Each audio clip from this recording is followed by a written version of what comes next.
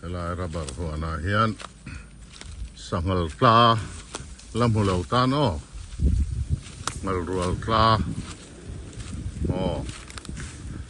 ka lo om lo lao su khai lao su ka ting in tlan vak local teu ngal rual ho kha in vain la fit ve local so ka ron ken cheu lom ngal rual ho kha local đâu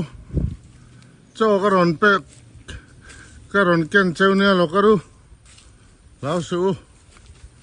local rite cho ka ron ken cheu lom local o local khai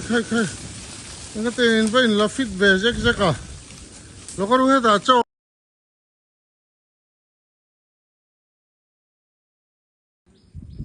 hang ho hi lichi hang lai mi ho hi khi na alen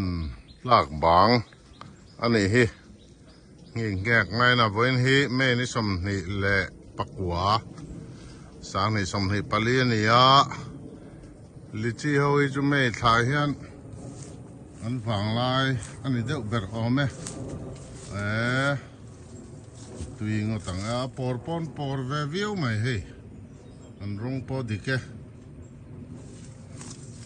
kan kal thei lo chungin khi na lo chem fa fu zo lom le heng ho hi ala bang kan chan ho hi kan thiak ngat don ya voin chu in ra tha in thum tui khopang halom me